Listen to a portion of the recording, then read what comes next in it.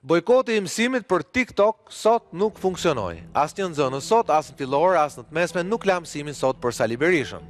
Nuk funksionuan sot as kërcënimet e doktorit ndaj mësuesve, askush nuk e vari gjyshit digital i cili mbeti figurativisht pa nipër dhe pa mbesa. Praktikisht sot brezat e ri dha një mesazh që ne, brezat më të vjetër, nuk ja dham dot qartë doktorit, se askush më nuk ka frikë prej tij apo kërcënimeve të tij.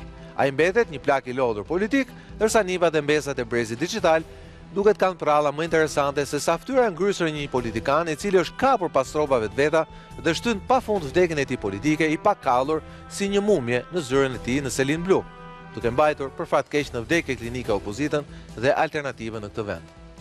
Ndaj dhe jashtë kënetës së Berishës, socialistët të zhytur dhe ata në lagunën që sa vjen e thellohet të pushtetit tyre të gjatë, arrin të thyen gjithsesi monotonin edhe kur janë në ditët e tyre jo të mira. Kur kanë mbetur diçka më shumë se 24 orë nga mbyllja e listave për deputet, ngjarje në gjirin e tyre ka plot. Petro Koçi këtu në Reelstori deklaron mbrëmjen, ose më saktë konfirmoi përzënien me lezet që u bë atij nga lista e deputetëve. Agron Malaj nga grupi i zjarrit i 21 janarit po kalon tashmë tek grupi i deputetëve socialist. Ndërsa Iron Braça kërcënoi se ndoshta dhe ai mund mos ishte më pjesë e deputetëve në parlamentin e ardhshëm. Tërmet bërë edhe Tërmet Peçi, por dhe dy bashkiak të tjerë socialistë që po lënë qeverisin e qyteteve për cilat u votuan më pak se 2 vite më parë për koltukun e rehatshëm dhe anonim të deputetit në parlament. Ndërkohë në selfin e tij të radhës, gjithnjë nga zyra dhe gjithnjë me bluzë të zezë, Edi Rama ka shtuar sot një tjetër kusht ndaj të vetëve. Ka futur dhe gratë në betejë ato që kanë një mandat me ndonjë përjashtim special. Kjo pikërisht kur socialistët nuk kalojnë një periudhë të lehtë. Eron Velia i vazhdon të kërkojë lirinë edhe sot. Zyrtarë socialistë janë panderur dhe në hetim. Disa të tjerëve po kërkohet heqja e imunitetit. Po ndërkohë shumë prej tyre duket se do të jenë sërish në listën e re. Petro Koçi në ikje bëri sot një urim të hidhur. Uroi që lista e të panderurve në SPAK të mos jetë në listën e deputetëve të Partisë Socialiste. Një urim që do kishte sens me parullën elektorale socialiste, një mandat të 4 për integrimin në BE. Po përse nuk duket se është kështu? Për këto do të flasim sot. Sigla.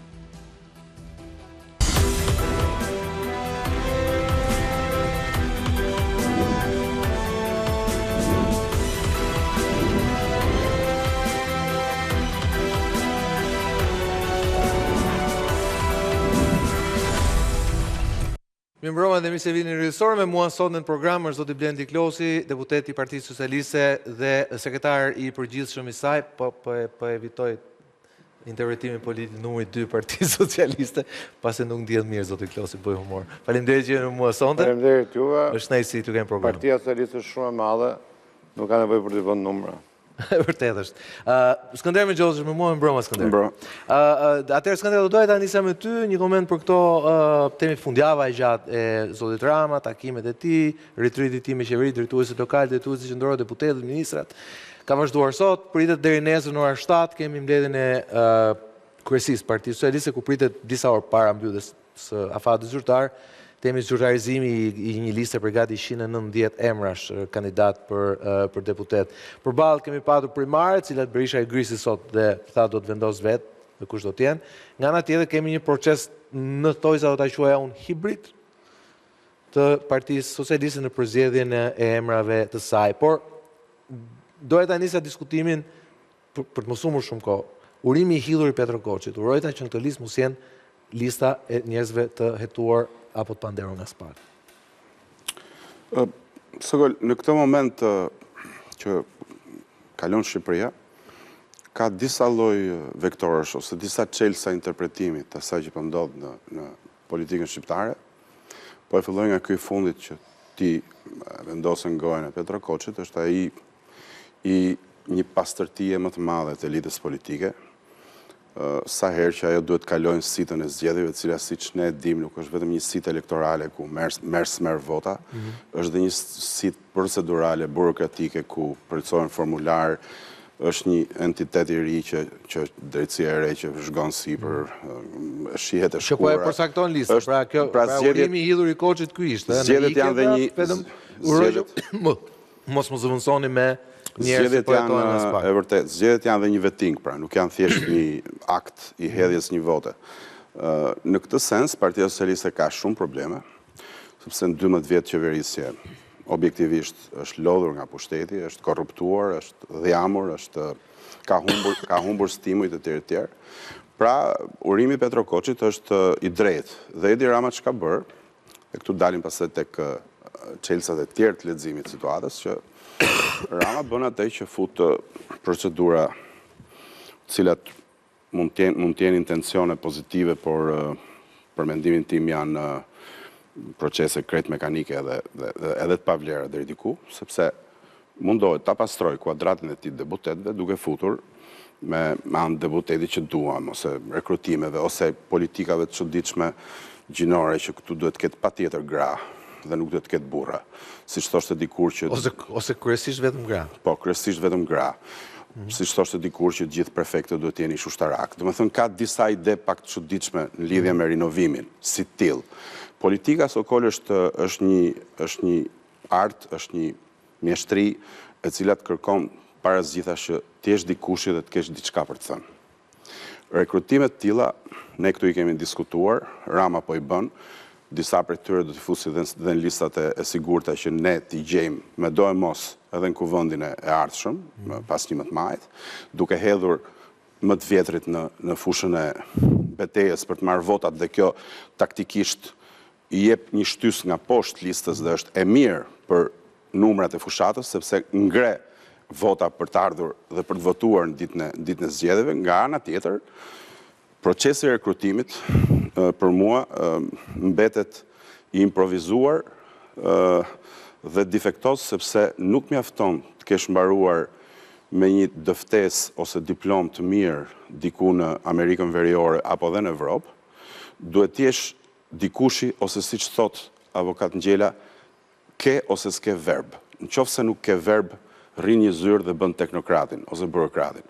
Tani ti rekrutosh si till dhe ti vësh etiketën politikan duke i hedhur në jetën parlamentare që ne e dim se sa gumzhitse është dhe se sa e kacafytshme është disa herë, mua kjo më duket një eksperiment, e thash, mekanik. Mund të jetë i shëndetshëm sepse mund të largoj disa emra që vërtet mund të kishin dhe mund të kenë probleme me SPAK-un aktualisht ose edhe në tarmen. Ta shikojmë. Pasi mua nuk më rezulton tamam kështu. Unë do të doja të shihja. Nuk po them që është mirë apo është keq, pasi Sicili është i pafajshëm deri në. Kemi një zyrtar të lartë partisë, unë do të doja të shihja që ajo Seli kishte pak më shumë jetë, pak më shpesh, jo si kur ndodhi që e goditën me i shkoj opozita dhe i hidhte flak të Kobori dhe ne dy bëm batutën e shëmtuar pse e godasin këtë godin, se Edi Rama nuk ka ndonjë problem me të. Pra, e bërë e tjetër, jo. Ideja ja përsëri se s'është problem. U ngritën disa tezat për cilat natyrisht ka nevojë për diskutim. Unë e kuptoj që në disa pozicione kërkon gjithmonë të kesh një lloj opozite, të kesh një lloj kritike. Edhe tu s'kam çka komente të bëj, po për sa i përket atyre që u than, padyshim do doja të thoya diçka disa. Partia Socialiste vjen në këtë garë me e freskët për të marrë mandatin e 4. E freskët me detyrat të realizuara, me objektiva edhe mbase të tej kaluara, po që të krahasojmë ato që ne gjetëm 2013 dhe çfarë mendonim ne nga 2013 se mund të realizohen, e gatshme për të paraqitur të shqiptarët shqiptar me një premtim integrimin në Bashkimin Evropian, në cili nuk është vetëm le të themi procedurë burokratike e antarësimit në Bashkimin Evropian, por çfarë sjell dhe çfarë do të bëjmë ne në 4 vjeçaren e ardhshëm. Pra, ajo do të paraqisim në ditët në vazhdim, mbasi të fillojë fushata elektorale, do të jetë programi i partisë për vitin 2030, vizioni jon 2030, çfarë ne kemi bërë nga 2013 dhe çfarë premtojmë për të bërë deri nga 2013 deri në 2030. Pra, Partia Socialiste nuk vjen si një godinë e mbyllur, si u thot, vjen mbas një përpjekje gjatë brenda vetes saj për ta riformuar këtë parti, për të bërë atë që Partia Socialiste ka ditur gjithmonë ta bëjë shumë më mirë se sa të tjerët, që të harmonizoj brezat edhe gjeneratat në jetën e saj të brendshme. Në grupin parlamentar që po mbyll këtë mandat, kemi që nga ata që kanë ngrënë kongresin themelues të Partisë Socialiste në vitin 91 dhe deri në ata cilët kanë lindur mbasi Partia Socialiste është krijuar. Kemi të disa gjeneratave në atë grup parlamentar, jetojmë gjithë bashku, përpiqemi gjithë bashku, realizojmë së bashku jetën parlamentare. Dhe Partia Socialiste, në fakt, nuk e ka mohuar që kur mbaruam zgjedhjet e 2021-shit, filluam punën për 2023-shin, sa më mbaruam zgjedhjet e 2023-shit, këtu e kemi diskutuar, nuk ka qenë as pak sekret, që nevoja për të transformuar, nevoja për të hapur, nevoja për të pranuar element të ri, nevoja për të pranuar njerë djemë dhe vajza të ri, ka qenë më se nevojshme për Partinë Socialiste. Dhe sa po mbaruam zgjedhjet 2023, me gjithë se patëm rezultat spektakolar, fituam 55 nga 61 bashkitë të vendit, ne u hapëm, ndryshuam drejtuesit politik në disa qarqe, ndryshuam pozicionet tona, hapëm... Kishin betejë me njëri-tjetrin se sa me ju. S'ka rëndësi kjo. Dakor, ju bët punën tuaj, jam dakord. Ne bëm tonën, pra nuk ngelëm për të thënë që jemi shumë mirë me partinë opozitare dhe trim kështu siç jemi. Dhe me thënë vërtetën, nuk është se situata ka ndryshuar shumë, të paktën në këtë tryezë ne e kemi të mbyllur hesabin çfarë është Partia Demokratike. Janë disa gjëra. Por ajo që ta them diçka pra se do të dalë tek ajo që tha Mendxhozi. Pra, në 2024 në gjatë gjithë vitit u morëm me rienergjizimin e Partisë Socialiste. Transformuam plotësisht të gjithë strukturën e Partisë Socialiste. Zgjodhëm bashkëkryetar të rinj në çdo organizacion, 5500 organizata, sot janë nga i burr i grua, në përgjithësi të gjithë të rinj. Zgjodhëm delegatë e Kongresit, të gjithë ata që u zgjodhën nga delegatëve një antar një vot, u zgjodhën delegatë të rinj, 95% e Kongresit janë njerëz të rinj. Zgjodhëm në Asamblenë Kombëtare, ata që zgjidhen prapë nga Kongresi. Asambleja Kombëtare mbi 90% janë djemë dhe vajza që s'kanë qenë më përpara në asamble. Pra, nevojën për të reformuar, nevojën për të transformuar, nevojën për të qenë, për të pritur element të ri, është pjesë e organikës Partisë Socialiste. Dhe unë vetë, kur kam hyrë në këtë parti, hyra si nevoja një momentit caktuar në parti, ku Vatos Nana thiri një grup zonës ministrës në atë kohë, pra njerëz që vinim nga jashtë jetës politike, mua, Bemblushin, Andisa Rasanin, Shpëtimi Drizit, disa kolegë kemi qenë atë kohë, që filluam një karrierë politike dhe disa ecën, disa do ne vazhduan, disa e ndërpret. Pra kjo është Partia Socialiste, kështu kemi funksionuar. Ndërkohë kampi tjetër ka Sali Berisha ka po të njëjtat administrator që ka pasur një mbajmend kryeministri që 92-96, pra qeverisja e parë unë nuk e bëj kot editoriale, unë ta thash, për fat keq Doktor Berisha është një mume politike dhe kështu ka kthyer dhe opozitën në tesh Partinë Demokratike. Ajo që ndodh në këtë proces. Problemi është siç e thatë ju vetë, ju nuk e keni për fatin tuaj të mirë, po dhe të keq, se ndonjëherë betejë me veten është më e fortë se betejë me kundërshtarin. Ju e keni betejën me veten tuaj. Nuk është problemi që të bini shumicë e shqiptarëve. Tu është problemi që ju keni vënë një objektiv madhor, historik, dhe me sa duket siç janë punët sot dhe të realizueshëm. Për shkak të rrethanave të jashtme. Patjetër, po edhe për shkak të rrethanave të jashtme. Që ne kombinohen të dyja për fat janë puqur, se ne na ka munguar fati. Tani kemi fatin me vete. Le të shpresojmë që kjo do zgjat. 2030-a mund të jetë apo ndoshta edhe më herët se 2030-a ndoshta. 2027 është momenti kur ne të mbyllim negociatat. Por sipas vetë komisionit edhe 2028-a ndoshta edhe 2029-a, pra para 2000-a, po 2030-a duket afati i arritshëm. Pra integrimi plot në Bashkimin Evropian. Tani po bëja do një sjarim do të bëja që thatë që e keni luftën me vetë. Nuk është e vërtetë. Ne në garën e 11 majit nuk garojmë me një parti tjetër të majt. Aty do ishte problemi jonë, që do ndaheshim prapë në dy parti. Ne garojmë me opozitën e cila është... Jo, me thënë vërtetën, keni parti të reja të majta, keni marxist-leninistë vërtet që i keni përballë sot. Kur të kryohen si struktura... I keni në 2023 një futën në këshillin bashkiak të Tiranës, ndoshta do t'i keni dhe në parlament nesër. Ka zëra që mund t'jenë edhe më ekstrem se sa Partia Socialiste. Po ju s'jeni fare të majtë më kur të strukturohet. Jo, ne jemi e majtë e qendrës dhe ne jemi. Po tu si t'i keni të majtë, po kështu vetë pastaj, nese mos i futemi kësaj, se pastaj futemi në slang mediatik. Por ajo që doja thoja, ju keni vënë objektivin e integrimit në Bashkimin Evropian. Në 2021-shin parolla kryesore elektorale me drejt ishte reforma në drejtësi. Po. Apo jo, nëse unë s'gaboj, pra reforma në drejtësi dhe transformimi. Dhe ja dolëm, e bëm. Po. Me produktet e saj për të diskutuar. Edhe me kostot, edhe me kostot, jo, i diskutojnë, po edhe me kostot, pra keni paguar kostot Me dhe produktet që njerëzit i besojnë. Që i besojnë. Tani, ajo që thot Petro Koçi, ka atë paradoksin, sepse ju mbani reformën drejtësisë suksesit më të madh të këtij mandati, të tretë, dhe Petro Koçi thotë, "Okej, tani thot kur shkoni te ky mandati i katërt, të paktën fusni deputet cilët nuk kanë më punë me spakun." Pra kanë emra që nuk kanë punë me spakun. Ndërkohë, përgjigja deri tani, do të shikojmë listën, po ju si themi numri 2 i Partisë Socialiste jeni më brendis se gjithë tjerët, pasi keni qenë në të gjitha takimet që zoti Rama ka mbajtur me përfaqësuesit e qarqe, nëse unë s'gaboj. Pra, ju duhet na thoni neve si përfaqësues të opinionit publik, edhe kamerave dhe publikut, që okej, reforma në drejtësi ka si edhe një rezultat, që u duk si kosto, por që është kosto pozitive, sepse ne në zgjedhjet e vitit 2025 do futemi me një listë thuajse të pastruar nga çdo lloj emri që sot ka probleme me SPAK. Tani, për sa i përket reformës në drejtësi, ky është një ndarje e madhe, pra në asnjë rast nuk e themi, nuk e mendojmë, as nuk e pranojnë qytetarët dhe po ta themi ne kemi një kontroll mbi reformën në drejtësi. Pra, ne garat, dhe shumë mirë thamë Xhozi, garat gjithmonë janë një lloj filtri, janë një lloj katarsi. Pra, elementë cilët kanë abuzuar, janë abuziv në sytë e njerëzve, në sytë e publikut, padyshim nuk marrin votën e publikut. Dhe është vetë procesi zgjedhor. Pra një drejtues politik apo një drejtues strukture e ka pothuajse nuk është logjikshme që të zgjedhë njerëz cilët krijojnë impakt negativ në opinion publik.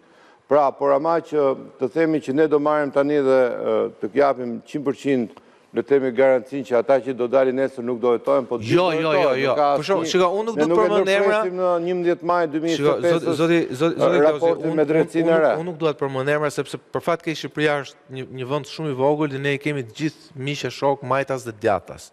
Po ju keni sot deputet cilëve u kërkohet imuniteti. Keni sot deputet cilët janë të pandehur. Pra nuk po flasim për ato që dalin nesër, ato që dalin nesër është tjetër.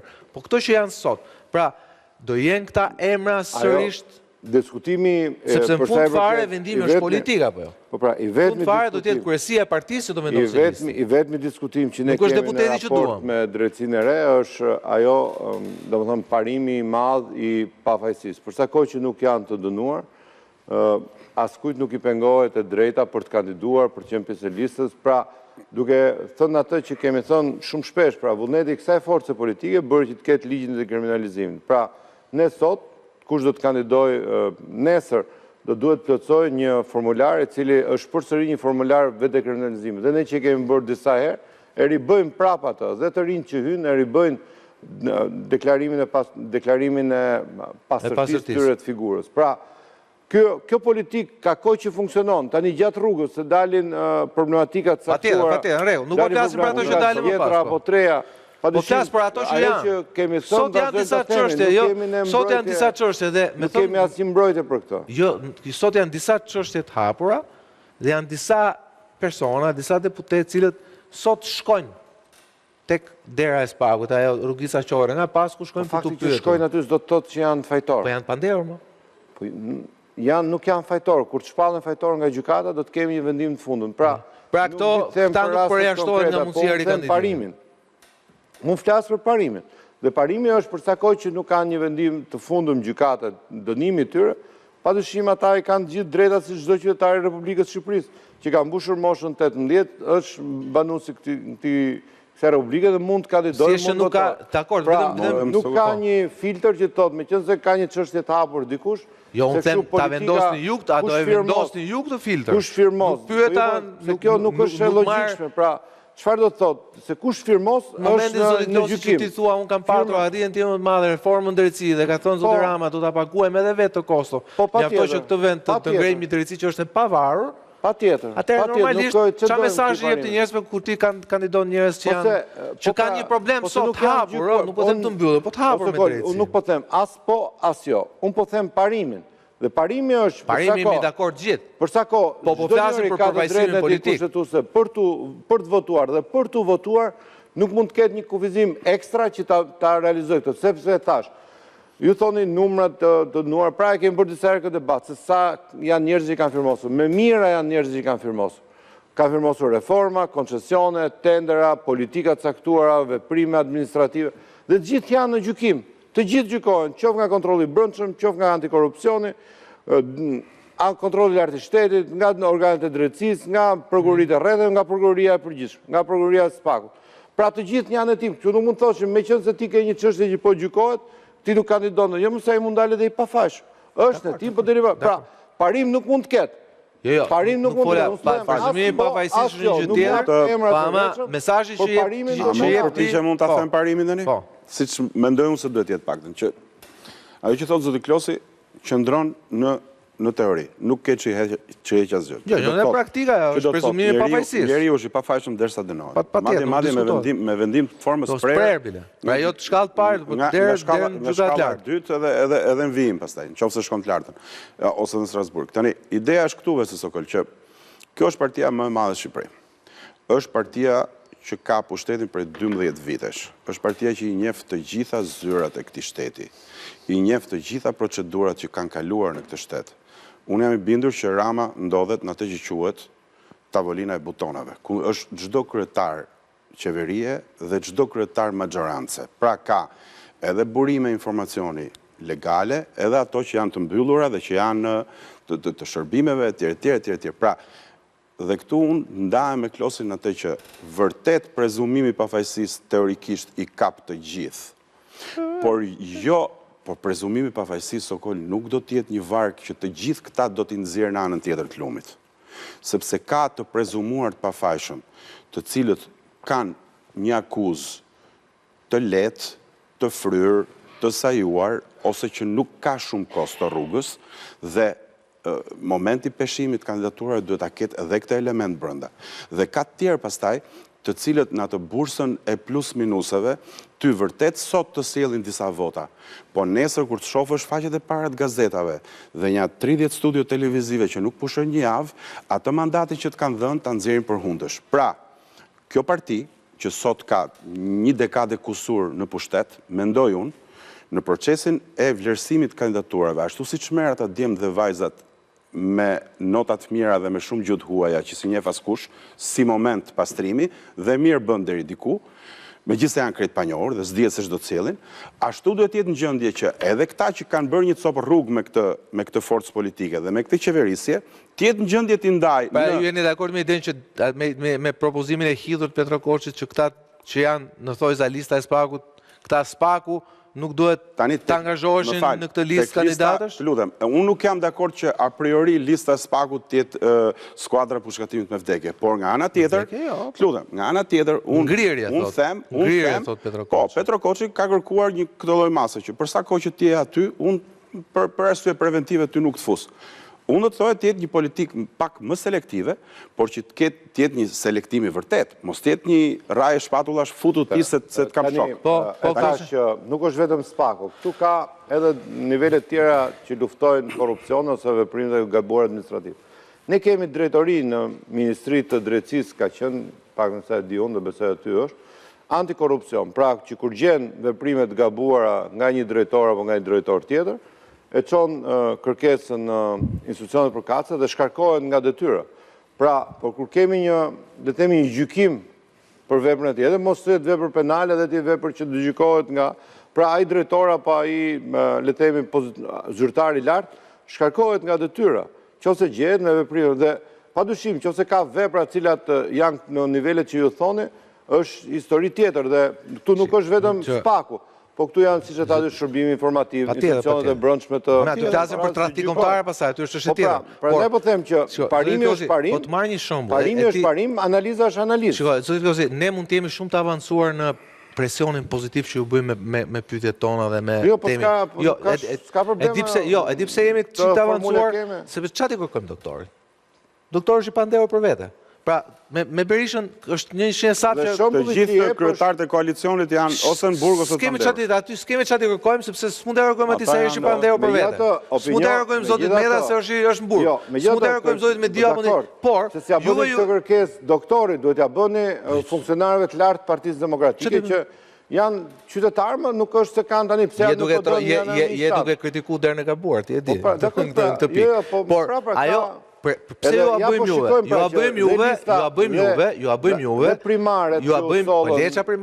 Dhe primaret që u sollën si një risi, po shndrojnë në giotin. Po çfarë temu tash të shitet? Atë ka vendosur primaret e grisë. Ju ndërkohë s'bët as primare. Partia më demokratike në historinë e Shqipërisë që ka zgjedh kryetar me votim. Po pra ne bëm gjithë procesin e votimit në parti dhe vlerësimin e partisë. Ata që vlerësim po. Janë djemë dhe vajzat. Evaluation po, jo votim. janë djemë dhe vajzë Cilët janë nga ata nga deputetët që duam që dojë? Sa veta nga deputetët që duam do jenë listë nesër? Unë në qarkun e Berat, në qarkun e Dibrës, kam propozuar një djalë i cili vjen nga Londra, ka jetuar 8 vjet atje, po u paraqit në ato deputet që dua, përfaqëson një masë shumë të madhe trinjsh të asaj zone që janë larguar në emigracion, janë larguar në Londër dhe nga ajo platformë... Ja vetëm se si përfaqëson, se ky përfaqësim... Mirë, se do ketet nga diaspora, do ketet nga diaspora. Se janë 250.000 veta që votojnë nga diaspora. I urojt fitoj me qëra Me thënë vërtetën, ta çunat nga Londra ke lavdrim Krashit, me thënë vërtetën që futet një standard tjetër komunikimi, edhe ata të PD-s ku i drejtohen zotit Krashi, edhe ai ku i drejtohet atyre kanë një lloj tjetër sjellje, ja. Aty është shumë realisht aty evidentohet në mënyrë atë do doja edhe vëmendjen e regjisë, me qendruat e Dibra, kam një mesazh nga Mark Nika, që është daja i xhaxhaja Alex Nikës, vrarë në 21 janar 2011. Me mbrëma Sokol, mundësisht nëse mund ta pyesë zoti Klosi, a është e vërtetë se Agron Malaj, ish komandant i grupit Zjarri 21 janar, është kandidat për deputet Partisë Socialiste? Nëse po, thuajini se ka gabuar. Keni gabuar. Agron Malaj është kryetari i Bashkisë Burrelit, që ka dhënë dorëheqjen sot. Dyer nga populli e atij i asaj krajinës Matit. Ka kërkuar kandidimin dhe ka dhënë sot dorëheqjen, nesër do të marrë vendim kryesia. Është një nga ata djemt që ka qenë në 21 janar, për cilat ai ka dhënë dëshmitë të tjera, ka qenë një nga më të akuzuarit e Sali Berishës në 21 janar, për t'ia hedhur fajin se të gjithë ne që ishim në 21 janar së me të ndjerin dhe së me familjarët të ndjerit, ishim në atë, le themi, të akuzuar, jo e mbani mend ditën e parë, se si u ngret të gjithë akuzat që ka ardhur vrasja jo nga urdhri Sali Berishës, po nga vetë të majtët, dhe Agroni ishte një nga ata që u akuzua. Prandaj ka një histori për cilën ai ka dëshmuar, ka dhënë dëshmitë e tij në organet e drejtësisë. Unë e kuptoj natyrisht edhe familjarët edhe shqetësimin e tyre, po për këtë ne është një nga kërkesat tona zbardhja e 21 janarit, dhe tani me sa duket organet e drejtësisë rreth Spaku, mbas edhe provat e reja që ka marrë, po bën një vlerësim të fundëm të asaj ngjarje që ka qenë një ngjarje jashtëzakonisht e rëndë për demokracinë shqiptare, ku humbën jetën 6 vëllezërit tanë, njerëz të cilët ishin aty me ne, kishin situatat caktuar. Vetëm Klosi, ju përmendët një fakt që është fakt i pamohshëm. Të gjithë atje ishin në shesh. Të gjithë ishin në shesh. Të gjithë mund të kishim humbur në një mënyrë. Po aty kemi qenë të gjithë. Secili pozicionet e veta. Vetëm ka ajo që thot zoti Nika. 4 prej tyre nuk janë më, por ama të gjithë ne mund të ishim. Ka sens në një gjë. Ju thoni që zoti Malaj është votuar dhe ka fituar shumë thellë në një zonë në Mat, ku Partia Socialiste mos gaboj vetëm me zonën Faricën 2011. Fitonte kur ishte Bashkia e Burrelit, po në Mat me Agronin kemi fituar. Keni fituar për të parë me Agronin dhe ka fituar dyert dhe ka fituar thellë. Tani problemi është Agroni, se Marku është në Lezhë. Pra ai nuk ka votuar për Agronin. Dhe ja një sekond, pse ka pra kandidimi i zotit Malaj ikën nga konotacioni lokal, futet në një konotacion kombëtar, dhe një nga kauzat edhe pse Partia Socialiste nisi reformën drejtësi, ishte për vend drejtësi dhe për 21 janarin. Dhe ju e sillni, dhe jam dakord me ju se unë kam pasur zotin Malaj në emision, ai ka rrëfyer etj. Është kujtuar për 21 janarin vetëm me 21 janar. Dhe ideja është kur ti ja jep votuesve në rang kombëtar këtë. Këtu pastaj lind ai problemi që ja vetëm vjen reagim dhe direkt por ky lind ai problemi midis asaj që ju duhet t'i ofroni votuesit dhe asaj që ju realisht t'i ofroni. Tatash, jam totalisht dakord me ju me pozicionin që ka mbajtur zoti Malaj, se e di shumë mirë pak në informacionet e mia, kam pasur edhe në intervistë, dhe e di pozicionin e tij që ai ka kundërshtuar bile qëndrimet që kanë mbajtur komandantët e tij. Por në perceptimin politik të përgjithshëm, kanë humbur jetën në 21 janar, dhe kjo është padyshim një nga dramat më të mëdha të jetës sonë politike. Nuk diskutohet për familjarët e tyre, është një dramë e përjetshme, po dhe për ne ka qenë një ngjarje shumë e rëndë.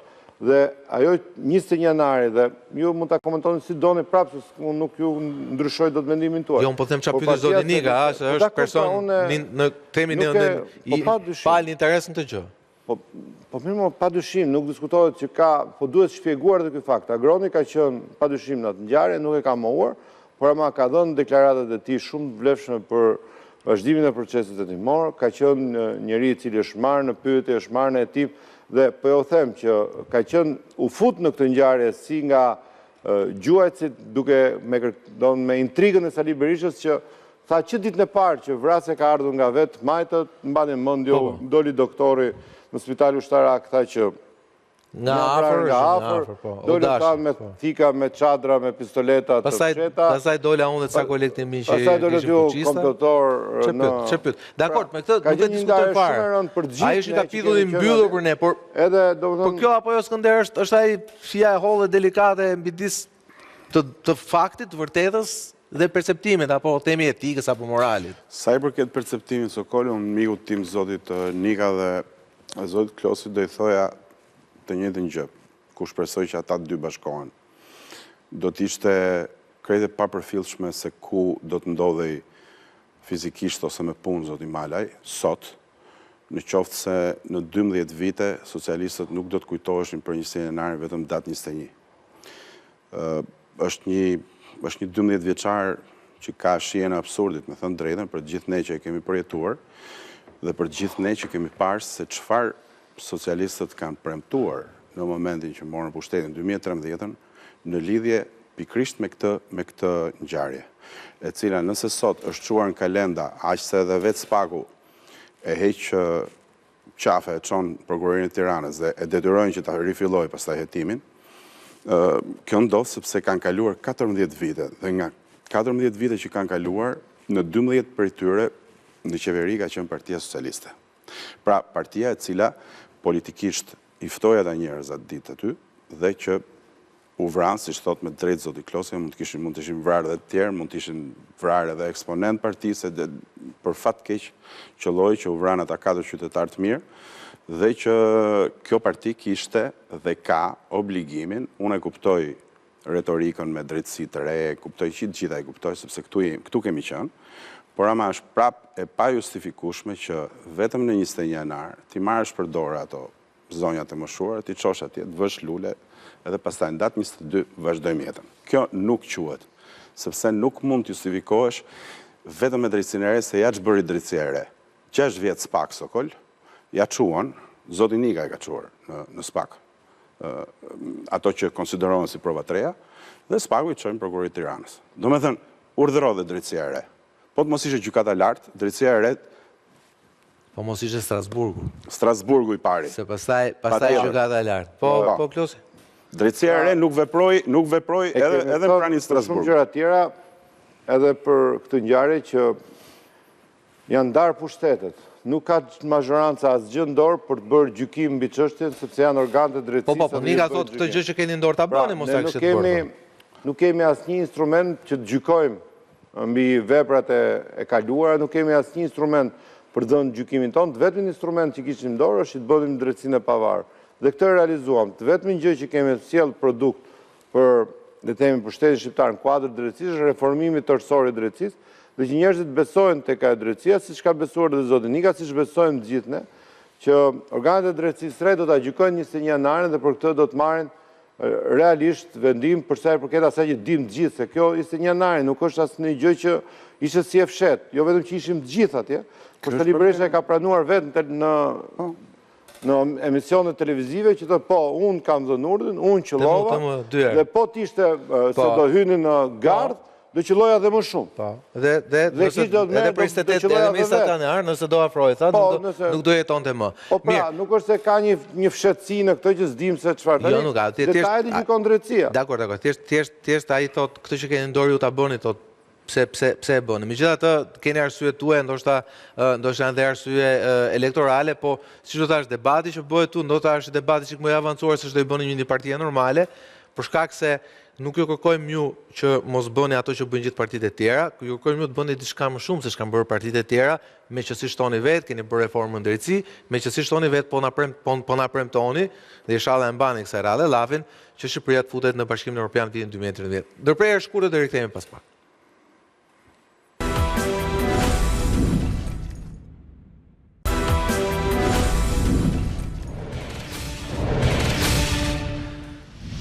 Ndërkohë, ka një lajm të fundit, ka një marrëveshje që është arritur për armëpushimin në Ukrainë, po besoj kolegët e mi do na informojnë pas pak, po në këto minuta të mbetura zoti Klosi. Atëherë, sot kemi dhe një deklaratë të Eron Braçës, i cili, Heroni në herë dhe rëmbet, dhe të bën deklarata emocionale, sigurisht do ishte humbje nëse ai nuk do kandidonte më, nuk do ishte më deputet i Kuvendit të Shqipërisë, po ka një deklaratë që ai mos marrë më pjesë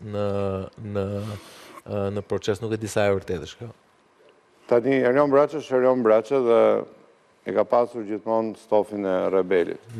Dhe nga ajo që unë dëgjova në deklarimet e sotme, nuk ishte kjo që largohet. Është një nga punët e fundit të këtij parlamenti. Po, e kishte lënë pa, ishte pak provokative. Erioni e ka, le themi, atë kauzat e tij mbron me shumë forcë, edhe kërkon që të dalin kauzat e tij. Po nuk është sulmuar shumë hapur ministrin e financave. Po dakor, pra Erioni nuk është se ka për herë të parë që ta bëjë opozitën ashtu siç ai e mendon. E ka mbas atë ndjesinë e lajmit, ndjesinë e gazetarit, ndjesinë e deputetit, ndjesinë e të majtit dok, padyshim të socialistit vërtet, nga ata socialistë që i bëjnë nder Partisë Socialiste, dhe unë kur pash portalet e mendova si histori portalesh, kur pash deklaratën e tij, dhe është e vërtet, është një nga punët e fundit që ky parlament realizon, po që s'kishte lidhje besoj me individin. Prandaj mendoj që duhet parë në vazhdim se si do të shkojë ky proces. Mund të bëj pyetjet plosi një gjë të fundit fare, pse u shpreh Rama hodhi një ide që ndoshta edhe mund të mos kandidoj si deputet. Ç'është kjo? Çfarë timi ka? Jo, në fakt është diçka tjetër që kishte të bënte me mu duk si kërcënim, mu duk pak deri diku si kërcënim demi na jet vetëve. Kemi pasur një ndjesi që të gjithë drejtuesit politik do ishin listë hapur, siç faktikisht të gjithë drejtuesit politik në zgjedhjet 2021 u vënë në limit. Në fund fare. Në fund. Dhe kjo i dha shumë energji gjithë listës. Duke qenë drejtuesi politik natyrisht me shumë, le themi, prezencë publike, njohje nga elektorati, njohje me struktura, drejtuesi strukturave. Pra, vota shkon të drejtuesi politik, dhe kjo e bërë në 2021 të gjithë listën vojnë në një tension, sepse që drejtuesin përgjithësi e kalonin pragun dhe kjo i bënte... Jo e kalonin, po e stërkalonin pragun, pra ishin dhe një farë mënyrë i hynin hak pa dashje, i hynin hak tjerëve, po. Kur thamë në fillim që drejtuesi politik dhe vetë Edi Rama do të ishin listë të hapur, ishte me atë ndjesinë e zgjedhjeve të kaluar, por tani si ka ardhur kjo gara e re, gara e atyre deputetëve që janë në listë hapur, është garë me një vot. Pra, nuk është si e kaluar që ishe me listë dhe me renditje dhe duhet merre herësi që ta thyje renditje. Kjo është me një vot. Pra, në qarqet caktuara garojnë X deputet, në Tiranë 37 deputet, të cilët garojnë për një vot më shumë se sa kolegët e tyre. Dhe futja drejtuesve politik dhe kryetarit e bënde një garë ku drejtuesit bëheshin manjet. Në listë sigurt, po jo në listë fare. Të shpjegoj pjesën e parë, pjesën që pse nuk është në listë hapur, sepse realisht gara do të prishi.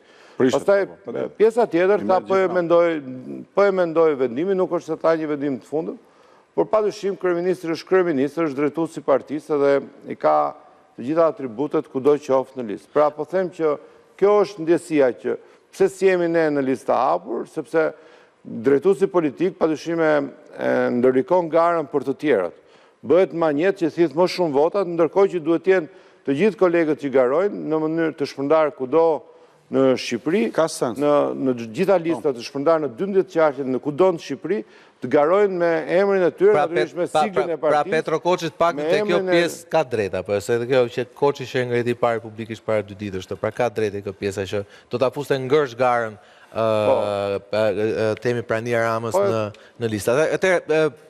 Dhe këtu padyshim, ata që janë deputet me emër, deputet me mandat, deputet që kanë qenë më pranë njerëzve, janë dhe më të vlerësuar nga njerëzit dhe nuk diskutohet. Jam për shumë në qark që unë drejtoja qarkun e Vlorës, ka 12 deputet, 4 në të mbyllur, 8 në të hapur, nga 12 dalin 4, pra ka hapësira për të garuar.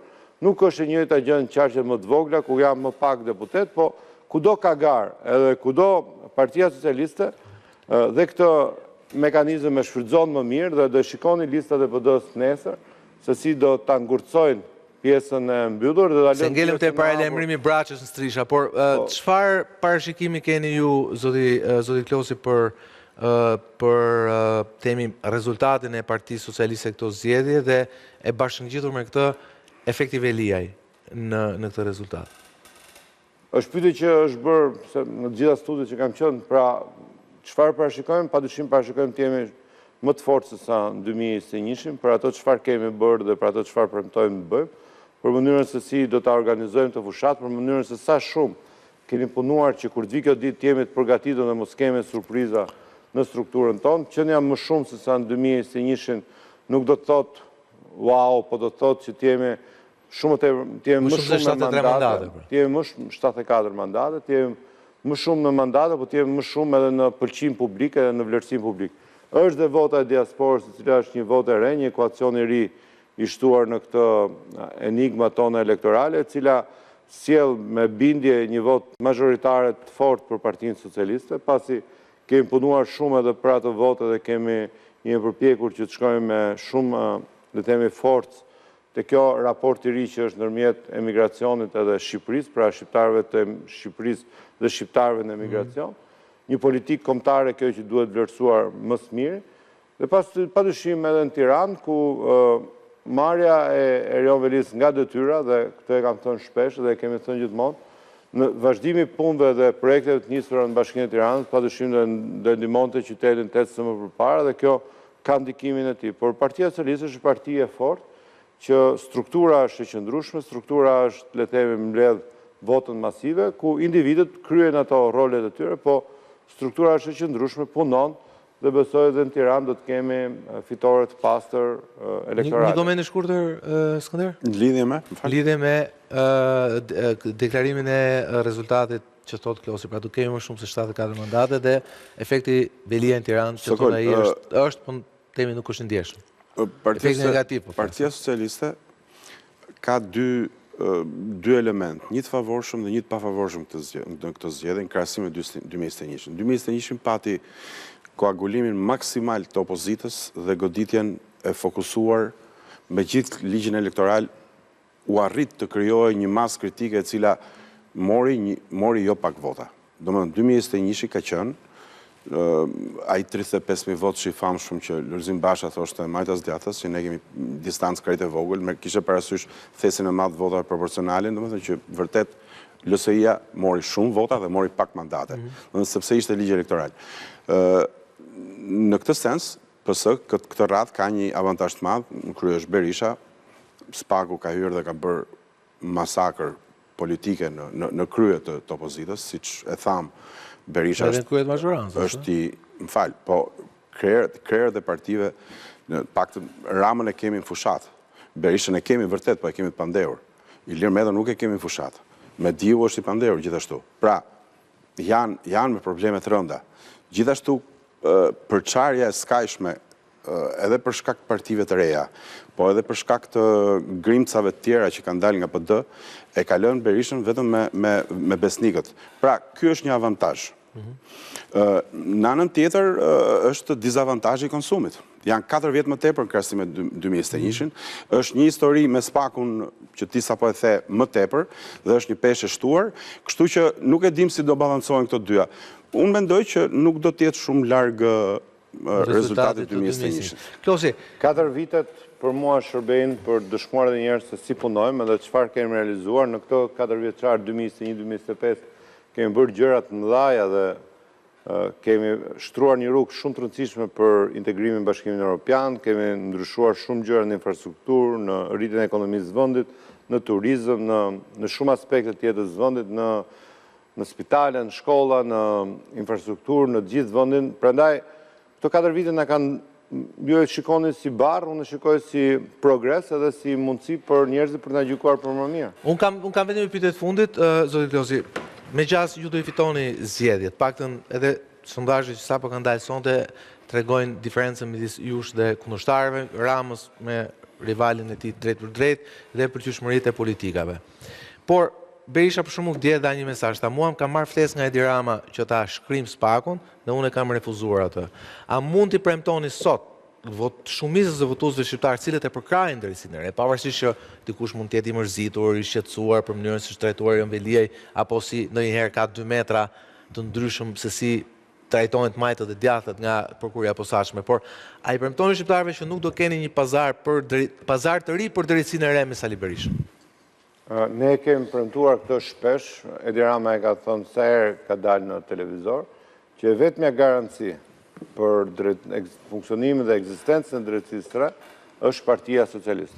Pra, ndryshimi ndërmjet Edi Ramës dhe Sali Berishës është i tillë që Edi Rama thotë jemi ne garante dhe Partia Socialiste do ta vazhdoj drejtësinë e re, do të mbështesë organet e drejtësisë së re dhe Sali Berisha i dele thotë da shkri spakun. Pra, dy botët janë aq shumë të ndara nga njëra tjetër, sa këtu nuk ka nuanca, këtu është Pra jo pazar i ri për drejtsinë e re. Nuk ka një pazar të ri për drejtsinë e re. Deni Klosi, faleminderit që shumë lehtësisht në program. Faleminderit që suksesin nesër darkë në ora 7. Skënder, faleminderit. Të shihemi nesër në ora 8 në Real Story, ku me gjas socialistët, por dhe rivalët e tyre do të kenë zyrtarizuar listat e demokratëve dhe do të shikojmë se sa sukses do ketë patur SPAK në këto dy lista. Shihemi nesër në ora 8. Deri tani nga Sokol Balla, natën e mirë. Sa më mbaruam zgjedhjet 2023-shit, këtu e kemi diskutuar, nuk ka qenë as pak sekret, që nevoja për të transformuar, nevoja për të hapur, nevoja për të pranuar element të ri. Politika Sokol është një art, është një mjeshtri e cila të kërkon para gjithas që të jesh dikush dhe të kesh diçka për të thënë. Ndërkohë kampi tjetër ka Sali Berisha ka po të njëjtë administrator që ka pasur një mbajmend kryeministri që 92-96. Vërtet prezumimi pafajësisë teorikisht i kap të gjithë. Por prezumimi pafajësisë Sokol nuk do të jetë një varg që të gjithë këta do t'i nxjerrë në anën tjetër të lumit. Garat gjithmonë janë një lloj filtri, janë një lloj katarsi. Pra, elementë cilët kanë abuzuar, janë abuziv në sytë e njerëzve, në sytë e publikut, padyshim nuk marrin votën e publikut. Dhe është vetë procesi zgjedhor. Të cilët në atë bursën e plus minuseve, ty vërtet sot të sjellin disa vota. Po nesër kur të shofësh faqet e para të gazetave dhe një 30 studio televizive që nuk pushojnë një javë, atë mandati që të kanë dhënë ta nxjerrin përhundësh. Pra të gjithë janë e tim, që nuk mund të thoshim, meqense ti ke një çështje që po gjykohet, ti nuk kandidon, jo më sa i mund dalë dhe i pafajshëm. Është e tim për derivat. Pra, parim nuk mund të ketë.